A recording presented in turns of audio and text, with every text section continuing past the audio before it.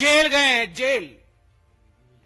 दीदी जेल जाएंगी, अलबत्त जाएंगी। हिंदुस्तान में कानून का शासन है और एक बार हमारी सरकार बनेगी बंगाल में, the full force of law will come upon Mamata Banerjee. पूरा फोर्स जो कानून का है, नैतिकता का है, भारत के संविधान का है, उसके मुताबिक जिन लोगों ने हजारों लाखों लोगों के जीवन को नारकीय बनाया है, उनको दुख दिया है, प्रताड़ना दी है, वो जेल के सलाखों के पीछे होने ही चाहिए। मैं आज न्यूज में कोई टाइग्रेस कभी अपने ही बच्चों का भक्षण नहीं करता है। जो वास्तविक लीडर होता है वो कभी पैसा मार करके, भ्रष्टाचार के और करप्शन के माध्यम से अपने ही लोगों को नर्क में नहीं भेजता है, उनका जिंदगी, उनके जीवन को नारकीय नहीं बनाता है। मगर बड़े दुख के साथ कहना पड़ रहा है कि ममता बनर्जी एवं उनकी सरकार ने बंगाल में जिस प्रकार से भ्रष्टाचार को अनलीश किया है, भ्रष्टाचार को खुलेआम छोड़ रखा है, आज उसका गाज लाखों लोगों के ऊपर पड़ा है।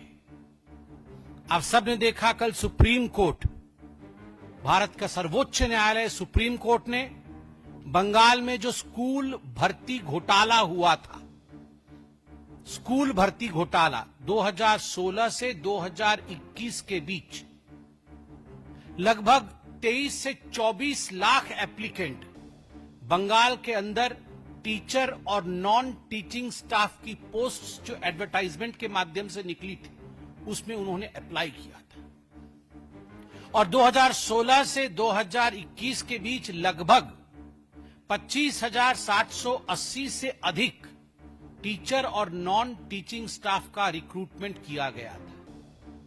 और उसमें इतने बड़े तादाद में भ्रष्टाचार हुआ था कि इस विषय को लेकर अनेकों लोग कोर्ट में गए थे और उस समय बंगाल में इसे ब्राइब फॉर जॉब स्कैम, पैसा लेकर काम देने वाला scam, bribe for job scam और स्कूल भर्ती घोटाले के नाम से जाना गया। अप्रैल 22, 2024 में कलकत्ता के हाईकोर्ट ने बड़ा स्पष्ट निर्णय दिया। उन्होंने यह निर्णय दिया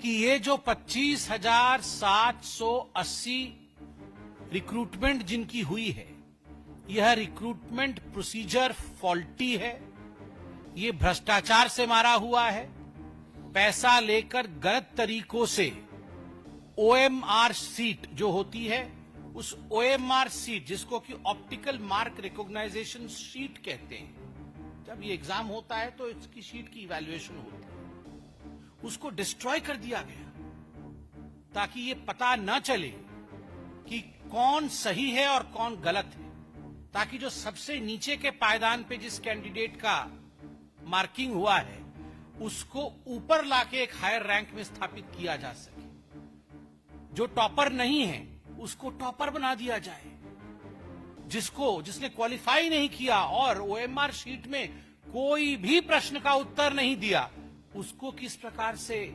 रिक्रूटमेंट दे दिया जाए पैसे के बल पर। तो कलकत्ता हाईकोर्ट ने 22 अप्रैल 2024 में स्पष्टतः कहा कि इसे खारिज किया जाए, दूसरी बार अपॉइंटमेंट प्रोसेस शुरू की जाए और सबसे बड़ी बात सीबीआई की जांच हो, सीबीआई की जांच हो। आप याद करिए उस समय किस प्रकार ममता बनर्जी और उनके जो साथी हैं टीएमसी के सीबीआई के खिलाफ, ईडी के खिलाफ अनर्गल बयानबाजी कर रहे थे। सीबीआई कैसे राज्य में प्रवेश नहीं करे, और ये जो इंडी अलायंस वाले हैं सब भ्रष्टाचारी, ये सारे भ्रष्टाचारी मिलकर हम कर्नाटक में सीबीआई को घुसने नहीं देंगे, हम बंगाल में सीबीआई को घुसने नहीं देंगे, जहां कांग्रेस शासित राज्य या इंडी के गठबंधन के लोग हैं वहां सीबीआई नहीं घुसेगी। क्यों नहीं घुसेगी? क्योंकि वहां हम डाका डालेंगे, हम वहां चोरी करेंगे और हमारी चोरी सीना जोरी के दम पर होगा, कोई हमें पकड़ने की हिम्मत नहीं करेगा। और कल सुप्रीम कोर्ट ने chief justice of India Sanjeev Khanna और जस्टिस संजय कुमार की बेंच ने अपना फाइनल जजमेंट सुनाया। जब हाई कोर्ट ने यह जजमेंट दिया था खारिज करने का, तो 126 एप्लीकेंट गए थे सुप्रीम कोर्ट में अपना एप्लीकेशन दायर करने के लिए, अपील दायर करने के लिए कि हाई कोर्ट के इस जजमेंट को खारिज कर दिया जाए। उसमें से एक एप्लीकेंट वेस्ट बंगाल की सरकार भी थी। सरकार ने कहा नहीं, हाईकोर्ट गलत बोल रही है, ये हाईकोर्ट हमारे एजुकेशन सिस्टम को ध्वंस करना चाहती है, तो हाईकोर्ट के इस फरमान को, हाईकोर्ट के इस डिसीजन को खारिज कर दिया जाए। सोचिए, ऐसा बोला था वेस्ट बंगाल की सरकार ने। सुप्रीम कोर्ट ने उस समय स्टे ऑर्डर दिया कि ठीक है, अभी स्टे करिए, हम पूरे तफसील से स्टडी करेंगे।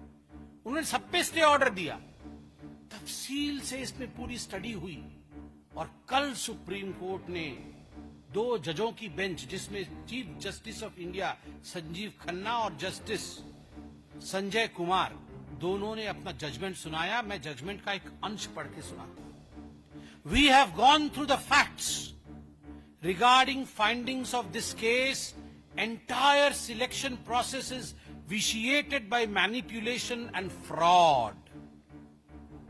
हमने इस केस के तथ्य को जांचा है, पूरे केस के तथ्य को जांचा है, सुप्रीम कोर्ट कह रही है, और पूरा का पूरा मामला जो सिलेक्शन प्रोसेस है वो मैनिपुलेटिव है, उसको मैनिपुलेट किया गया है, और फ्रॉड है, धोखाधड़ी है, धोखा दिया गया है। Credibility and legitimacy has been denuded. Credibility और legitimacy की धज्जियां उड़ गई हैं। किसकी credibility और किसकी legitimacy की धज्जियां उड़ गई हैं? ममता बनर्जी की सरकार, वेस्ट बंगाल की सरकार और वेस्ट बंगाल की मुख्यमंत्री ममता बनर्जी की क्रेडिबिलिटी और उनकी लेजिटिमेसी की धज्जियां उड़ गई हैं। यह सुप्रीम कोर्ट ने कहा है, ये कोई भारतीय जनता पार्टी नहीं कह रही। No reason to interfere in the high court judgment. Supreme court ने कहा कोई कारण नहीं है कि जो हाई कोर्ट की जजमेंट है उसमें हम इंटरफियर करें। हाई कोर्ट ने ठीक कहा है, tainted candidates must be terminated. 23 lakh से 24 लाख युवकों ने, युवतियों ने दिन रात पढ़ाई करके एप्लीकेशन भरा कि हम टीचर बनेंगे, नॉन टीचिंग स्टाफ में जाएंगे, हमारा जीवन आगे बढ़ेगा, बूढ़ी मां बाप को हम पालेंगे, और अंततः आपने पैसे लेकर 5 से 15 लाख रुपए तक या उससे ज्यादा पैसे लिए गए, मैं उस पर भी आऊंगा, एक एक कैंडिडेट से, और पैसे के दम पर आपने ये जो भर्ती किया है, ये टेंटेड कैंडिडेट्स को टर्मिनेट करना होगा, ये सुप्रीम कोर्ट ने कहा। Appointments were result of cheating and fraud. ये जो अपॉइंटमेंट हुआ है ये चीटिंग और फ्रॉड के नतीजे से हुआ है, धोखेबाजी से की गई है। ये सुप्रीम कोर्ट ने कहा है, ये कोई भारतीय जनता पार्टी नहीं कह रही है। आप सोचिए, अगर किसी और मुख्यमंत्री के लिए ऐसे शब्दों का उच्चारण डिस्ट्रिक्ट कोर्ट भी कर दी होती तो हाय हंगामा मच जाता। राहुल गांधी पजामा और टी शर्ट में ही आ जाते पार्लियामेंट। वो आए भी थे शायद कल परसों, वो पजामा टी शर्ट में आके बोलते डेमोक्रेसी खत्म हो गई, हत्या हो गई डेमोक्रेसी की, मुख्यमंत्री को गिरफ्तार करो, अरेस्ट करो, हिटलर है। कहां है भैया राहुल गांधी? कहां हो आप? कहां है ये इंडी वाले? आओ ना। ये डिस्ट्रिक्ट कोर्ट ने नहीं, सुप्रीम कोर्ट ने बताया है। और ऐसे रिक्रूटमेंट स्कैम्स के लिए याद करिए, हरियाणा में पूर्व में मुख्यमंत्री जेल गए हैं, जेल। दीदी जेल जाएंगी।